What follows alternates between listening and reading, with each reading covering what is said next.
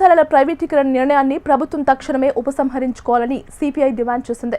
భవనాలు నిర్మించి అధ్యాపకులకు జీతాలు చెల్లించి మరి ప్రైవేటు వ్యక్తులకు అప్పచెప్పే ఆలోచనకు ప్రభుత్వం ఎందుకు వచ్చిందో చెప్పాలని ఆ పార్టీ జాతీయ కార్యదర్శి కె రామకృష్ణ ప్రశ్నించారు. ప్రభుత్వ అసమర్థతే ఇందుకు కారణమని, రాష్ట్ర వ్యాప్తంగా ఉద్యమం చేపడతామని హెచ్చరిస్తున్న సిపిఐ రామకృష్ణతో మా ప్రతినిధి Shyam Kumar face to face. ప్రభుత్వ మెడికల్ కాలేజ్ ప్రైవేటీకరణ నిరసిస్తూ కూడా సిపిఐ జాతీయ కమిటీ రాష్ట్ర కమిటీ ఆధ్వర్యంలో ఇక్కడ నిరసనలు కూడా ప్రారంభించింది. అసలు ఎందుకు ఈ విధానాన్ని వ్యతిరేకిస్తున్నారు? సిపిఐ జాతీయ కార్యదర్శి రామకృష్ణ గారు చెప్పండి, పీపీపీ విధానం వలన ఎటువంటి నష్టం కలుగుతుంది? ఇలా ఇవాళ గవర్నమెంట్ ఆధ్వర్యంలో కళాశాలలు నడపాలి, తద్వారా అందరికి కూడా వైద్య రంగాన్ని కూడా ముందుకు తేవాలి, అందరికీ విద్యార్థులకు కూడా మేలు జరగాలని కోరుతా ఉన్నాం.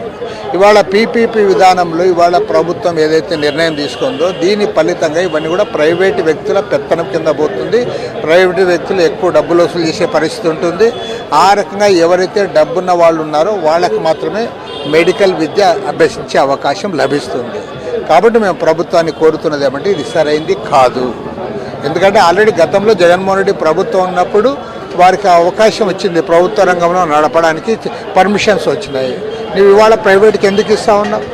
ప్రైవేట్ వాళ్ళే వారే తెచ్చుకోండి అనుకో పర్మిషన్, ఓకే వాళ్ళు నడుపుకుంటారు, వారు తెచ్చుకుంటారు మీరు చెప్పొచ్చు. అట్లా కాకుండా మీరు ఇవాళ గవర్నమెంట్ నడపాల్సిన కళాశాలలు డబ్బు లేదనే పేరుతో నీవు ప్రైవేటు వాళ్ళకి ఇస్తే ప్రైవేటు వాళ్ళ దాని ద్వారా లాభాలు పొందుతారు. కాబట్టి ఏమంటే వీళ్ళు గవర్నమెంట్ మేమే స్థలాలు ఇస్తాం, ఇంత కట్టిన బిల్డింగులు ఇస్తాం, ఆసుపత్రులు ఇస్తాం, మీరే నడుపుకోండి, పైగా 2 ఏళ్ళ పాటు మేమే జీతాలు కూడా ఇస్తాం, మీరే నడుపుకోండి అంటే ఇంక అంతకంటే ఘోరమైన విషయం ఏముంది? పైగా చేతగాని మంత్రులు కొంతమంది ఏం మాట్లాడుతూ ఉన్నారు, గవర్నమెంట్ కంటే వాళ్ళే బాగా నడుపుతారని. వాళ్ళే బాగా నడిపేటప్పుడు మీ గవర్నమెంటే వాళ్ళకి ఇవ్వండి, గవర్నమెంట్ కూడా వాళ్ళే నడుపుతారు. మీరే ఒప్పుకుంటున్నారు కదా మేము చేతగాని అసమర్థనం అని. మీరు అసమర్థనం అయినప్పుడు వాళ్ళకి ఇచ్చేయండి, మరి వాళ్ళే నడుపుకుంటారని, గవర్నమెంట్ కూడా వాళ్ళే నడుపుతారు. ఇది చాలా తప్పు.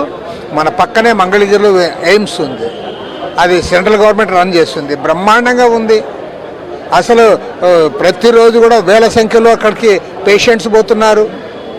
మరి గవర్నమెంట్ నడపలేదని మీరే కితాబులు ఇస్తా అన్నారంటే ఒక్కసారి పోయి ఎయిమ్స్లో పోయి చూసిరండి, ఎయిమ్స్ ఎందుకు నడుస్తుంది బ్రహ్మాండంగా. కాబట్టి ఏమంటే ప్రభుత్వం చాలా పెద్ద తప్పు చేస్తూ ఉంది, ప్రజలకు అన్యాయం చేస్తూ ఉంది. కాబట్టి ఈ ప్రభుత్వాన్ని నిలదీయడానికే మేము ఈ నిరసన కార్యక్రమాలు చేపట్టాం. రాబోయే రోజుల్లో అన్ని రాజకీయ పార్టీలు, విద్యార్థి యువజన సంఘాలు, ప్రజా సంఘాలు అందరినీ కలుపుకొని ఈ ప్రభుత్వాన్ని ఎండగడతాం, ప్రభుత్వాన్ని నిలదీస్తాం. ఈ పీపీపీ విధానంలో ఏదైతే వాళ్ళు పాలసీ పెట్టారో ఆ పాలసీ వెనక్కు తీసుకునేంత వరకు కూడా మా పోరాటం కొనసాగుతుంది.